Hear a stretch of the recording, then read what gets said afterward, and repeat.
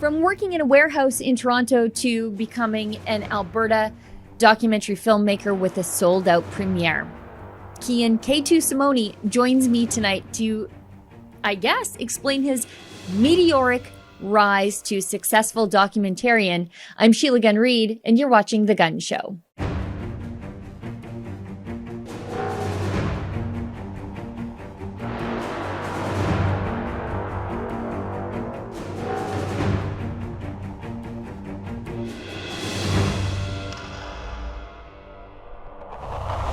I think one of the very unique things we do here at Rebel News is that we often don't hire people with journalism backgrounds, but we hire people with a certain skill set, but more importantly, a certain work ethic and a certain mindset.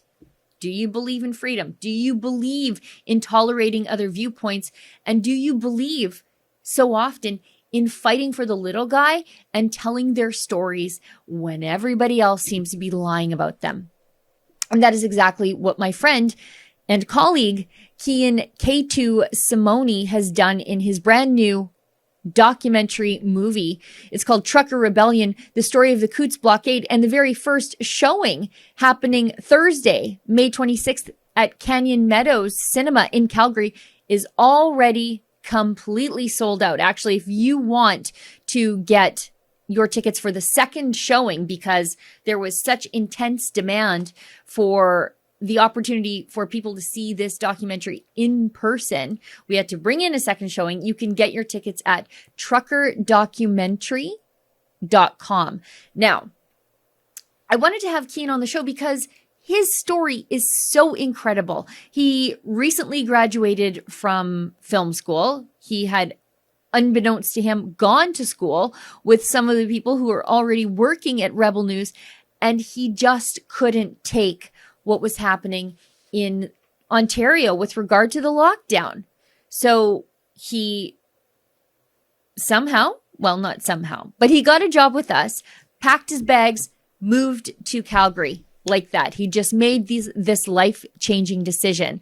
And since then, he's been telling the stories of the normal people being hurt by the lockdown and the people who stood up and resisted the lockdown, like Pastor Art Pawlowski and like the truckers who blockaded the border at Coutts. So Kian joins me tonight to talk about his trucker documentary, but he also joins me tonight to discuss his other documentary project. It's a documentary series that he's created with Rebel News UK correspondent Lewis Brackpool, wherein they expose the World Economic Forum's Great Reset. So please enjoy this interview I recorded with my friend and colleague, Kian Simone, yesterday morning.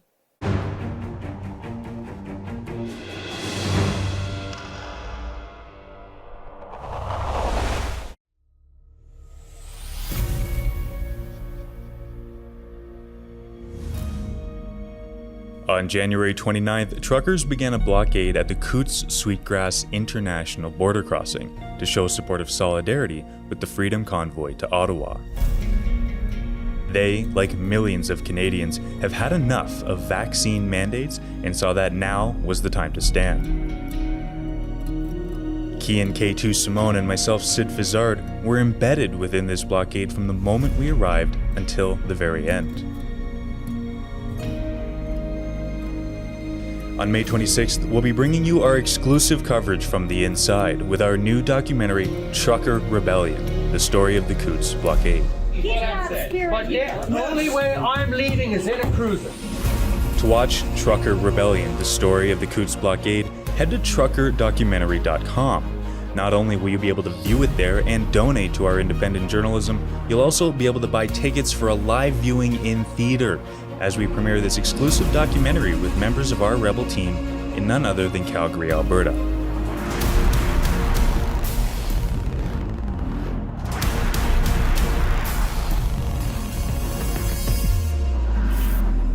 You know what the mainstream media said about the truckers. Now, see the truth for yourself. So joining me now from his home office for now in Calgary is my friend and successful documentary filmmaker, Kian Simone. Kian, thanks for joining me on the show. Hello, Sheila. Thanks for having me. Always a blessing to be on here. Oh, buddy, thank you. Now, I wanted to have you on the show because you're just ripping it up out there. And before I get into the things that you're working on, and I know we've talked about this before when you were on the show before, but your journey to Rebel News and then to the place where you are now within the company, it's kind of interesting, but it's also the story of all of us who work at Rebel News. We just sort of really have a story to tell inside of us. And Ezra Levant just plucks us out of obscurity and lets us, he sees potential in so many people that maybe they don't see in themselves. And so why don't you tell us how you came to be a rebel? Yeah, actually, I give a lot of credit to that of what we famously call K1. Yeah. He had the same name as me, Kian. So my dad showed me his work and I was like, I want to do that. Like, I think I can do that. And I kind of just went through it in my head and I was like, well, I'm not really comfortable on camera, but I'm really good with one. And I find myself to be a creative person and I figured I'd give it a venture. So I started doing things on my own. And at the time I was working in a warehouse at Leon's. I was like, screw this. I can't do this anymore. So I started looking for jobs, looking for work, camera, or just anywhere in the industry. And I saw that Lincoln and Mocha worked at Rebel. And I went to school with them. I was in their class in college. And I never spoke a word to either of them. Never. Not once. Like, not even a hello. And I just messaged him. I was like, hey, do you remember me? To Lincoln. And he's like, yeah, man, how's it going? I'm like, really good, dude. I just jumped right into it. I was like, dude, get me a job. I was like, just get me in. And it just started from right there. He talked to Efron and boom, I'm in. But it's all such this, a weird. I know, it is so weird. And all of this sort of unfolded in Ontario, but now you're in Alberta. So how did that happen? Yeah, so I was always looking at it. I was living with my dad at the point. We're just living together, two guys. It's super fun, but it's not sustainable, and I can't bring a girl home. So I was with my girlfriend, now fiance. And I was like, we got to do something. We got to figure something out. And we're looking in Toronto to rent, and it's just not possible. You're looking at like $2,500 for someone's basement that looks like they lock people up inside of it. I'm not doing that. I'd rather live with my dad and be a weirdo. But they locked up my Walmart in my small town of Bradford, Ontario. You couldn't buy non-essential items, which is closed. I don't buy clothes at Walmart, but you couldn't. So I was like, I'm out of here. And the next day I said I'm moving to Calgary. And the day after that I moved. I asked my girlfriend, I was like, you want to come with me? She said, sure. We got a place on the way out. Like, while we were driving, we were looking at apartments. It was just... You didn't have anywhere to go. You just decided, wherever I go, it's got to be better than here. And ended up in Calgary. Calgary I've always wanted to live in Alberta. It's my favorite place. I've been here twice before this, and it's the people that brought me here, not just the prices of the apartments. It's the people. It's you walk down and people actually smile at you, which you don't get in Toronto unless you have something on your face. Now, ever since you got to Calgary, we just sort of threw you right into everything. I think your first week on the job, or maybe even your first day on the job, we had you sleeping in Pastor Art Poloski's church because we thought the cops were going to break in. It's so funny. I was supposed to start on May 3rd, and our COO, Etan, messaged me. He said, you want to work on the 1st? I was like, well, yeah, I'd love to. It's a Saturday. He's like, okay, go to this church. And he sent me the location. I knew nothing about the situation. Like I was in a different world, and I was like, okay. I go there and there's a huge protest at the church, and I'm meeting Art Pawlowski for the first time. I was like, wait, I have seen you. This is 5 minutes from my house. What the heck? And then, so it's 3 days after that where I was sleeping in the church. What was it? 2 days, 2 nights? Yeah. It's an experience I'll never forget. It wasn't the best experience. It was the best in different ways and journalistic ways, but I think human rights wise, it was freezing on the floor. I just remember that and thinking, what are we doing? What are we doing to this kid? But he seemed so eager. I just remember thinking, he seems so eager to be there when the cops violate the rights of this pastor, that he's willing to sleep on an air mattress in a place that could or could not be haunted. I'm not sure. There isn't many things that I wouldn't do to tell the truth, show the truth, show what happens. I think that's why I fit in. Yeah, it is. And I think that's a great segue, by the way. Look at you being a journalist into, really telling not just the other side of the story, but as you say, the truth. And I wanted to have you on because you have a brand new documentary. World premiere is Thursday night in Calgary, but it's about the truckers as they went to Coutts. Some truckers went all the way to Ottawa to protest Justin Trudeau's remaining COVID mandates, but not just Justin Trudeau's, Doug Ford's, everyone's remaining COVID mandates. But some didn't go all the way to Ottawa. Some stayed in Alberta and went south to the border at Coutts. And so did you. And I'll never forget that phone call. It was cold. There was a storm all across the province.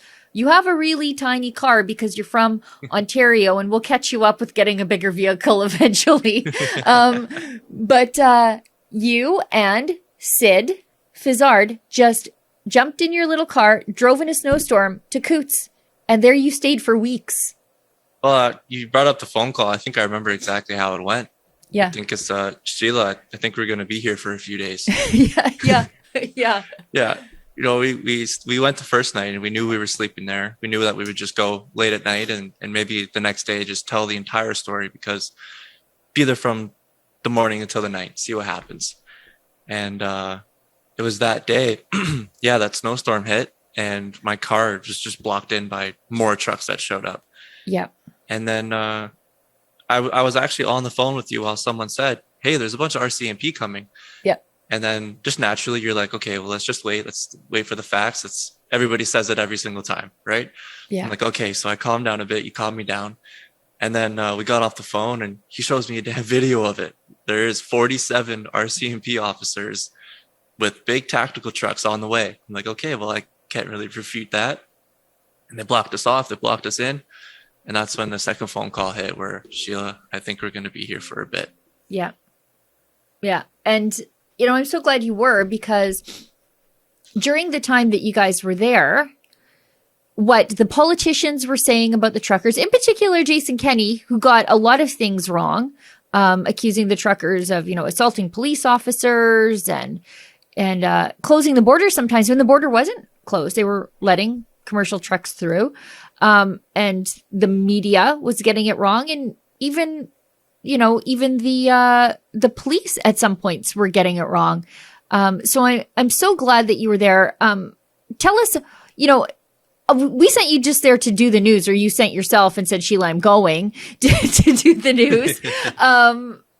But what inspired you while you were there? You just decided sort of on the spot, there's a bigger story here that I cannot tell in just, 240 seconds of things that are ending up on Twitter every day, which you owned this story for sure doing that. But what made you think that there was something bigger, a bigger narrative that you had to get on the record?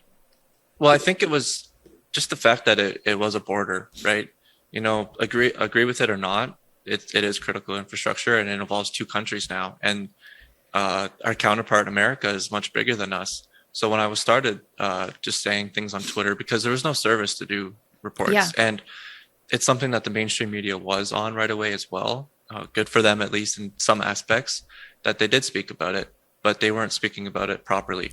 So me being there and being able to post what's happening in live time, it got a lot of traction. And my phone was just constantly vibrating and vibrating. I'm like, what the heck is happening? I'm like, wait, America is sharing this, and all of America shared it. I'm like, this is a huge story. This is bigger than just a convoy. And then that's when I was able to start talking to the actual truckers. And they're talking to me. I'm just a 23-year-old kid, and they're crying to me about their family, can't feed their family. I'm like, I can't just do a report on this and say, okay, finished. Thanks for fighting for freedom and doing what you do. I'm going home now. And I think I think from before my last point about having no service also played a big part in making this a documentary. Because even if we wanted to get reports up, we couldn't. There's no uploading anything. You could upload a tweet and it would take 5 minutes. So imagine trying to upload a 5 gigabyte video, right? So it was just impossible. And I think that it's just, sorry. That's okay. I think. Is Amazon there? Barks at everything. I think just it brings it down to earth when you make a documentary and you say like this is a full production. This is something that we spent a lot of time on. We were there for me 9 days and Sid like 16, that animal. Yeah. And I think it just shows the entire experience in full. When if we were to do something in 12 minutes, sure, people want to see it and it would get out there, but I just think a documentary just makes it more special for everybody involved. And it also helps, like you said, mainstream media was getting it wrong. Kenney was getting it wrong. I think it was the best karma for Kenney, who stood up for the truckers when they went to Ottawa, and then they were in his own backyard, and it wasn't the same. Wasn't the same. You know, when you were in Coutts, and I asked this question because I'm a lifelong Albertan, so I know this about us. But this is the kind of thing, when I see it, this is the kind of thing that might only happen in Alberta, where you see farmers who usually are just tending the fields and they're sort of too busy feeding the world to worry about politics and civil disobedience. But frequently there comes a time in this province where it is the farmers who stand up, engage in civil disobedience, and make change. It's always the normal people, the working man, saving the whole entire society from itself sometimes. I guess I want your Ontarian perspective of, okay, so now you've got the truckers. Then the farmers show up with their heavy equipment, and some of that stuff is, $750,000, and they're willing to risk their heavy equipment on the border. The province could seize it at any time, tow it away, wreck it when you tow it. They did that. And then the cowboys show up with horses, and then everybody ends up the road in Milk River. It was like almost all of southern Alberta converged in two places, in Coutts and at Milk River, to protest the government they likely voted for. I think there's two parts to that. There's one extremely heated answer and one answer of community. I'll start with the heated one. It's more controversial. Like I said before, agree with it or not, it's a border, it's critical infrastructure. Yeah. It's illegal to do that. But we're speaking Alberta here. They know to hit them in their pockets. Yeah. They know not to drive around in circles and say, we're mad. So you're going to get that. If you're messing around with people's lives, they're going to push back. And I'm happy to report there was no violence. Yeah. Right. There was nobody hurt each other. It was, we're going to get you in your pockets was what they said is why they did it. And then the community aspect. Yeah. There was 15,000 people in Milk River at one point, and then over tens of thousands of people. That it went for miles, that lineup. And it was families, I would walk around and I would see kids using the firewood and building forts out of it. Like, these aren't terrorists. They're not domestic terrorists. They're not militias. They're not these people that the mainstream media painted them out to be. They're hardworking families. They're hurt families. And they're children. They're kids who want to be able to have a future. So the parents were there fighting for it with burgers and hot dogs. Yeah. And burgers. Yeah. Burgers, hot dogs, barbecue. And there's sort of that other side of the story where, these are border communities and they're so small that sometimes the other half of your community, the other half of the resources your community relies on is across the border in the United States. And instantly they're cut off from that. Like I know, especially in southern Manitoba, when they closed the border to the unvaccinated, some kids in Canada played on the American hockey team because that's where the rink was. And it cut them off from their friends. People commuted across the border every single day and came back. And because of the vaccine mandates at the border, they couldn't do that. And I just want to give context to when you say 15,000 people were in Milk River, on a good day, Milk River is about 825 people. So that shows just how much the population swelled in southern Alberta to support the truckers. And I think that played a real role in Jason Kenney being shown the door, because that was it still remains one of the most, if not the most conservative place in the entire country, that southern Alberta section. People settled it for freedom. They settled it. They came there so that they didn't have the government telling them what to do. And now the government was not only telling them what to do, but dividing them from their friends and neighbors based on the vaccine mandate. And I think that's why so many people just said, you know what? They are breaking the law, but this is civil disobedience. They're doing it peacefully, and I want to throw my name in my face to support them. I was speaking to one guy on my second last day there, and he was new. He snuck in, past the blockade in Milk River. I was like, "Where are you from?" He's new, just curious of where people are coming from. He said Grand Prairie. Yeah, it's a long drive. Holy cow! I'm new here. I'm like, isn't that like 11 hours away? He's like, give or take, yeah. I was like, you just came down here?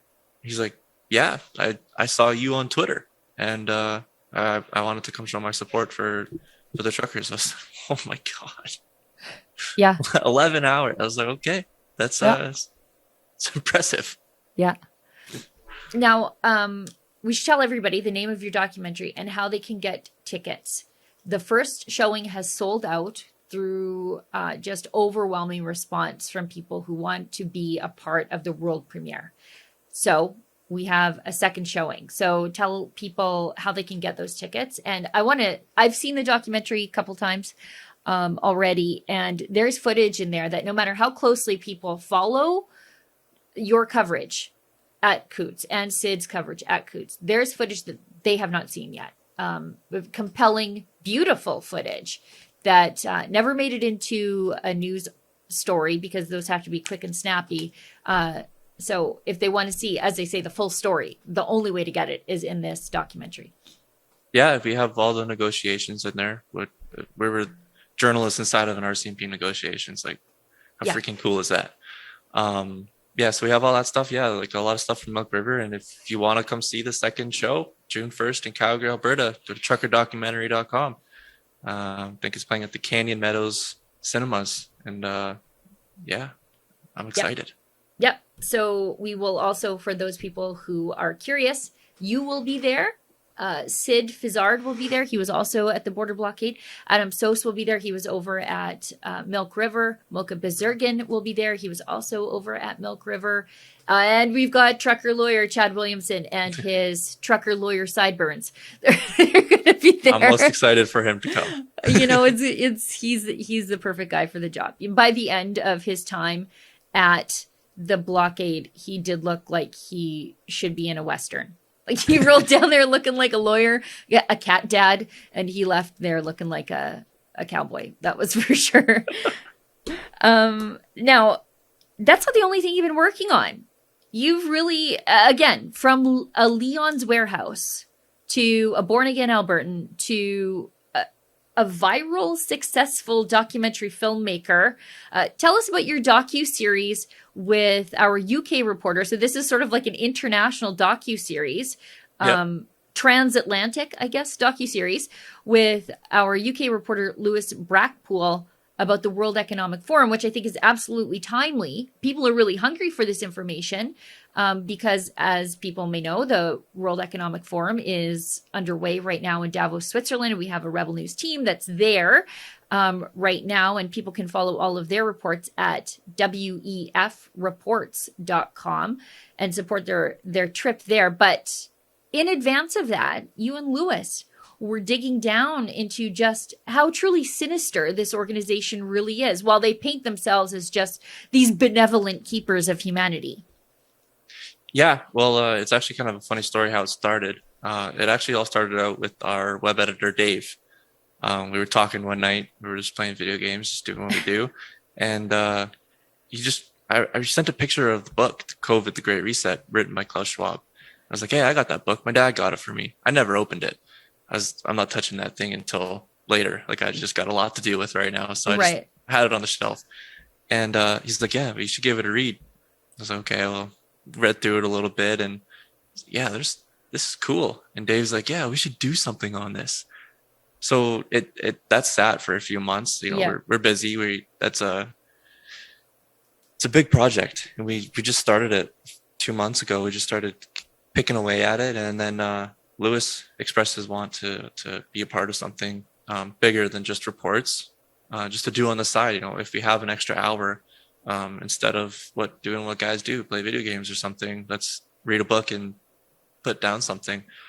And I think I just used all the skills that I've learned over the past 2 years at Rebel, and I was like, well, I'll produce this thing. I'll lay a foundation of the script. And Lewis was like, yeah, well, I'll read the book too, and we'll get some ideas down. So all three of us just kind of put our heads in, and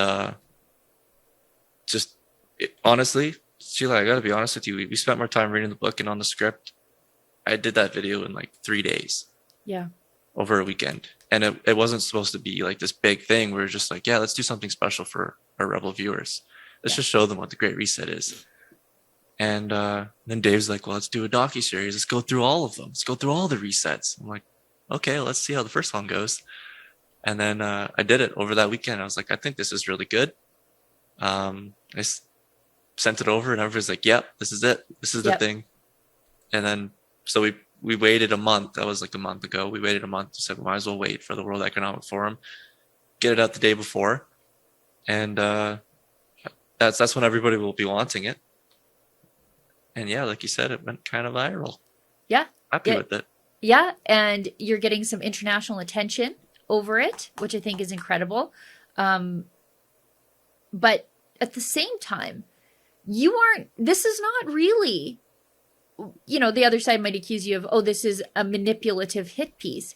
You actually are just using their own words and the things that they say, the World Economic Forum and Klaus Schwab, the founder of it, and everybody who's involved. I call them the vampires familiars of Klaus Schwab.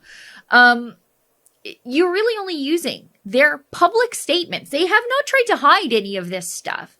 You're using their public statements and just showing people, this is what they're saying they're going to do. You need to know this. You sort of just lay it on the viewer, and the viewer can decide how to interpret the information you're giving them. The hardest part, the hardest part was getting it all into 25 minutes. The easy part was literally typing out Klaus Schwab and then blank, whatever you want to know. And then there's a clip of him saying it. There's one thing in the documentary that isn't in the book and nowhere on the World Economic Forum site. And that is that Klaus Schwab started the World Economic Forum from a CIA-backed Harvard program that Henry Kissinger was running. And it's true. And then all you got to do, Klaus Schwab, Harvard, and there's a clip of him saying it. Yeah. So it was really just, the editing was just the tedious part of putting it together in a story that makes sense.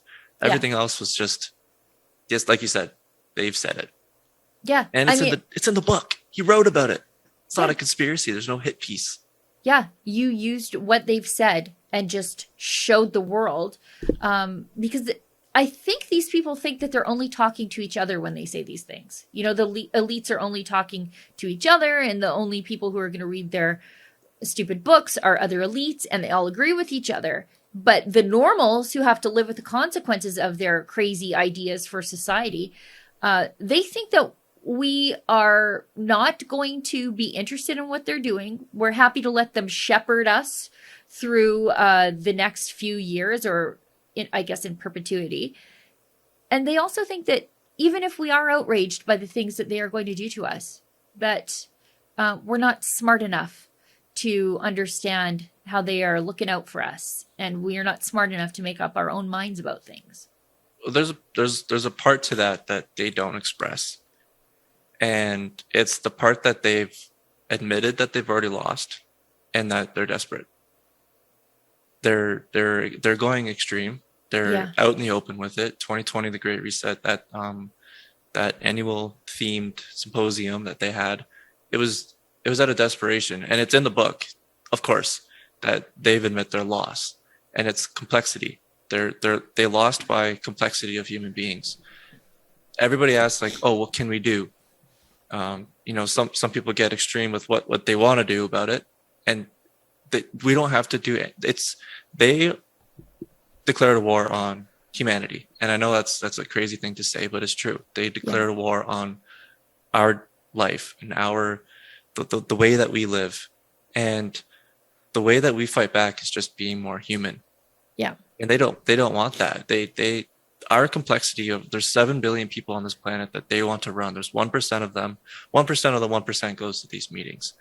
And because we're so complex and 7 billion people have different wants and needs, that they know that they can't mitigate us. They know that they can't put us into groups. So they'll try and they'll try and they'll try and they'll say, you will eat the bugs and you will live in a pod, you will own nothing and be happy. But we won't. I don't think we will. I'm not coming out of this like in the dark. After doing all this research, like there's no way that it can work. There is no way. Well, I think that sort of tips our hand to the things that they really want to do. Because if you look at the things that they really want to do, so much of it is stripping away the humanity of humankind, where they say, okay, well, we want to give you a microchip in your brain, and we want to isolate you from each other, and we want to change the way you communicate with each other, not face to face. It's taking away, they realize that they are up against the human will to be free. Mm-hmm. And so what do? You take away the humanity if you want to control those people. But I think even these oligarchs, because they really are, big tech or power oligarchs, they know that every great tyranny falls because there is the human desire to be free. It's that thing that we are inherently born with. It's the reason we know slavery is wrong, because humans are born to be free. It's granted to them by virtue of being born alive, a human being. People may find a religious viewpoint on this. You're free because you're born in the image of the Creator, or just because you are, because you're free. Yeah. But even the oligarchs know that they are up against this thing that nobody in the history of humanity has ever been able to control. But just look at the numbers of like how many people are on actually on Twitter, Instagram, Facebook, where all these ideas are talked about in this like kind of hive mind of all of our consciousness that we think everybody's on there in the conversation. But 200 million people on Twitter is actually not a lot of people. Yeah. And just kind of spread that out across the other platforms. There's so many people on this earth that have an opinion, have an idea, and like I said before, have a complexity to them that the World Economic Forum and these people can't control. And like you said, they have a desire to be free, and we haven't heard them because they're not in our little echo chamber of, even though that we can fight with each other online and we can make docuseries about them and do reports on them and go to Davos and say, hey, like with the mic in their face. But there's so many people in this world that they have no chance against that desire to be free, like you said. Now, tell us how we can find your docuseries. The first part is out right now, how people can support your important work, because all of your journalism is independent, unlike the mainstream media, who are currently at Davos, not reporting on the crazy, crazy things that are unfolding there. So tell people how they can see your work and support your work, please. Yes, it's exposethereset.com.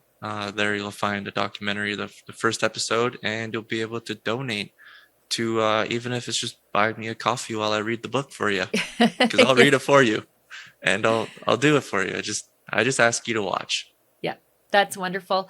Now, before I let you go, because you are, besides being an incredible documentary filmmaker, you are also an editor at the company. And I know you're just like me. You're like, my work is piling up. Tell us what sort of things you're working on next. Actually, I think it is really zeroing in on this Great Reset docuseries. I think that there's 5 resets that we've got to go through: technological, economic, environmental, geopolitical, and societal. And there's a lot to unpack there. Yeah. It's all of the world compact into 5 little pillars. So I think that's a big project that we've got to get into over the next coming months. There's a few more documentaries that I would like to make in the meantime. I think, okay, I'll say it here. I would like to go to Hannah for 5 days And I would like to speak to all of the people who were directly impacted by the NDP's extreme, radical policies that took out, 15% of all jobs of this tiny town of 2,500 people, where the suicide rate spiked, where they lost, and this is the craziest part, is that, okay, they lost their biggest economical value of this town, but there was another one, there was a second. It was tourism. It's a very old place to go, and you can go there, you can go look at the mines, the now shut down mines. You can go look at all the historical stuff at the train station there. And then what happened 2 years after they shut down all the coal was COVID. So no one's going to be a tourist in Hannah, Alberta during COVID. Yeah. So that's gone too. So what do they have left? They have a hardware store, and they have Nickelback. Yeah. I've been to the hardware store in Hannah. The mayor owns it. When people talk about tourism in Hannah, it's a thing. The coal mine itself created a lake, a summer resort that everybody uses. They use the cooling lake from the coal mine, and it's this fun resort. And because the water is warmer, the fishing is awesome. But now the coal mine's gone. I think that deserves like I said, a special, well-produced project that people can actually learn about what happened there, rather than going on CBC and saying, oh yeah, they're shutting down the coal mine effective this date. Sorry. It's the start of a just transition, they say. And it's just transition into homelessness and into a sleeping bag, sleeping on the street. But people might say, well, it's just Hannah. It's just a small town of 2,500 people. But this is the war on fossil fuels, and is being replicated in cities and towns, not just all across the country, but all across the world, where outside of the urban centers, the people who do the work and the labor to support the urban centers so that you can flip on your light switch, those people are being absolutely devastated by green energy policies. They're the collateral damage in all of this. And I think it's wonderful that our born-again Albertan would humanize this town. K2, I'll let you go. I'll let you get back to work. Thank you so much for the important work that you do and for advocating for Albertans. It's funny. So many people from Alberta are actually from somewhere else, but like you, they fall in love with this place. And our desire, like everybody else in the world, to be free, would just, I think sometimes we fight a little harder than everybody else for that desire to be free. And the desire to just be left alone. Thank you. Okay, K2, thanks so much for coming on the show. I can't wait to check back in with you and tell the world what you're doing next. Thanks, boss. Thanks for having me on. You got it.